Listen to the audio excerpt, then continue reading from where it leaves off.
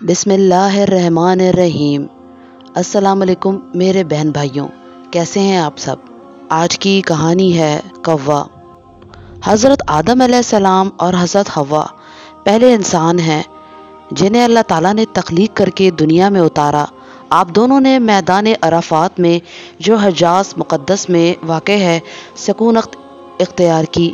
یہاں ان کی اولاد پیدا ہوئی جو ہمیشہ جڑواں ہوتی، یعنی اکٹھے دو بچے، ان میں بھی ایک لڑکا ہوتا اور دوسری لڑکی، کیونکہ اس زمانے میں دوسرے انسان تو تھے ہی نہیں، اس لیے اللہ تعالیٰ کے حکم کے مطابق حضرت آدم علیہ السلام ان بچوں کی بڑے ہونے پر آپس میں شادیاں کر دیتے، اور اس طرح کہ پہلے جڑواں لڑکی سے دوسرے جڑواں لڑکے کی شادی اور پہلے لڑکے کی شادی دوسری لڑکی سے کی جاتی۔ حضرت آدم علیہ السلام اور حضرت حوا کے ہاں پہلے دو جڑواں بچے ہوئے، ان میں لڑکے کا نام کابیل اور لڑکی کا نام اقلیمہ تھا، جبکہ دوسری بار پیدا ہونے والے بچوں میں لڑکے کا نام حابیل اور لڑکی کا غازہ تھا۔ شادی کا مرحلہ آیا تو بڑے لڑکے کابیل نے جھگڑا کھڑا کر دیا۔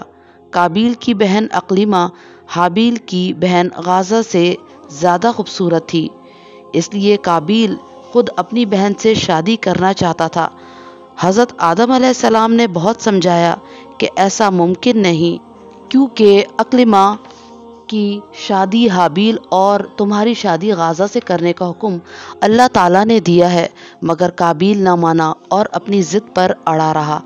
حضرت آدم علیہ السلام نے اس تنازع کا حل یہ نکالا کہ دونوں بھائی اپنی اپنی طرف سے اللہ تعالیٰ کے حضور قربانی پیش کریں۔ اللہ تعالیٰ جس کی قربانی قبول فرمائے اسی کی بات مان لی جائے گی۔ حابیل بکریاں چرایا کرتے تھے، انہوں نے اپنے ریوڑ سے ایک اچھی سی بکری قربانی کے لیے منتخب کی۔ کابیل کھیتی باڑی کرتا تھا اور چونکہ بدنیت تھا اس لیے اس نے قربانی کے لیے بھی خراب غلے کا انتخاب کیا۔ حضرت آدم علیہ السلام کے حکم سے دونوں نے اپنی اپنی قربانی پہاڑی پر رکھ دی۔ اب انہیں اللہ تعالیٰ کے فیصلے کا انتظار تھا۔ حضرت آدم علیہ السلام نے فرمایا تھا، آسمان سے آگ بجلی نمودار ہوگی اور اللہ تعالیٰ کی پسندیدہ قربانی کو جلا کر راکھ کر دے گی، جبکہ قبول نہ کی جانے والی قربانی جوں کی توں موجود رہے گی۔ تھوڑی ہی دیر بعد آسمان سے بجلی کا کوندا لپکا اور حابیل کی بکری جل کر راکھ ہو گئی، جبکہ کابیل کا غلہ ویسے کا ویسا رکھا رہا۔ اللہ تعالیٰ نے حابیل کی قربانی قبول کر کے ان کے حق میں فیصلہ دے دیا تھا، مگر کابیل نے اس فیصلے کو اپنی توہین سمجھا۔ وہ سخت غضبناک ہو گیا اور حابیل سے کہا، میں تجھے قتل کیے بغیر نہ چھوڑوں گا تاکہ تو اپنی مراد کو نہ پہنچ پائے اور میری بہن اقلیمہ سے شادی نہ کر سکے۔ حابیل نے کابیل کی بات تحمل سے سنی اور نرم لہجے میں جواب دیا، بے شک تیری جو مرضی میں آئے کر، مگر میں جواب میں تجھ پر کسی صورت ہاتھ نہیں اٹھاؤں گا کہ یہ اللہ تعالیٰ کے حکم کے خلاف ہوگا جو مجھے کسی حال میں قبول نہیں۔ باقی رہا قربانی کی قبولیت کا معاملہ، تو اے میرے بھائی یاد رکھ، اللہ تعالیٰ کے لیے صرف وہی قربانی اور نظر قابل قبول ہوتی ہے جو خلوص اور نیت کے ساتھ پیش کی جائے۔ اللہ کے دربار میں بد نیت کی دھمکی کام آ سکتی ہے، نہ بلا وجہ کا غم و غصہ۔ کابیل کو چاہیے تھا کہ وہ اپنے بھائی حابیل کی اس اچھی بات پر غور کرتا اور اللہ تعالیٰ کے فیصلے کو قبول کر لیتا، مگر دنیا کا پہلا قاتل انسان بننا اس کے نصیب میں لکھا جا چکا تھا۔ حابیل کی نصیحت نے اسے اور زیادہ مشتعل کر دیا اور اس نے اسے قتل کر ڈالا۔ کچھ دیر بعد غصہ ٹھنڈا ہوا اور ہوش و آواز ٹھکانے آئے تو بھائی کی لاش کو دیکھ کر پریشان ہو گیا۔ سمجھ میں نہ آتا تھا کہ اس کا کیا کرے۔ یہ دنیا میں پہلی انسانی موت تھی اور پہلی ہی لاش۔ اس وقت تک مردے یا میت کے بارے میں کوئی حکم نہ دیا گیا تھا۔ کابیل سخت پریشان تھا، اسے یہ بھی خوف تھا کہ حابیل کے قتل پر حضرت آدم علیہ السلام اس سے ضرور باز پرس کریں گے اور پھر نہ جانے کیا ہو۔ وہ سر پکڑ کر وہیں ایک پتھر پر بیٹھ گیا۔ ابھی کچھ ہی دیر گزری تھی کہ سامنے ایک درخت پر دو کوے آ بیٹھے۔ دونوں آپس میں لڑنے لگے اور بالآخر ایک کوے نے دوسرے کو مار ڈالا۔ مرنے والے کوے کی لاش درخت سے نیچے آ گری۔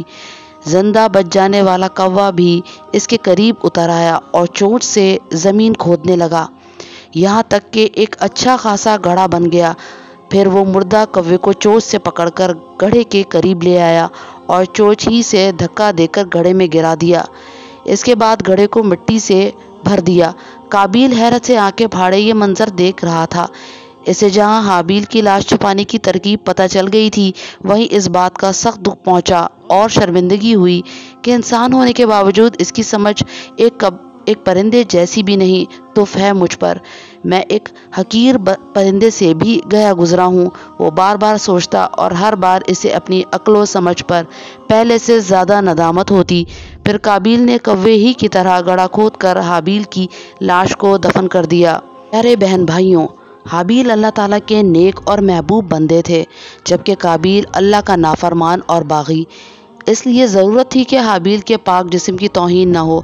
दूसरी तरफ इंसाफ का तकाजा था कि काबिल को इसकी बुरी हरकत पर अपनी ही नज़रों से गिरा दिया जाए। इसलिए इसकी ना इल्हाम के ज़रिए मदद की गई और ना ही लाश को छुपाने के लिए अकल की रोशनी अता की गई, बल्कि एक ऐसे हैवान यानी कौवे को इसका रहनुमा बनाया गया जिसकी अय्यारी और मक्कारी आज भी ज़रबुल मिसल है। और काबिल को कहना पड़ा, हाय अफसोस, क्या मैं ऐसा गया गुजरा हो गया कि इस कौवे जैसा भी न बन सका। सूरतुल मायदा आयत 31। ये वाक़या कुरान करीम की सूरतुल मायदा में ज़िक्र किया गया है। सबक: अल्लाह ताला के हुक्म पर अमल और इसकी रज़ा में राज़ी रहने में ही इंसान की भलाई है। किसी को बेगुनाह कत्ल करना बहुत बड़ा गुनाह और जुर्म है जो काबिल माफ़ी नहीं।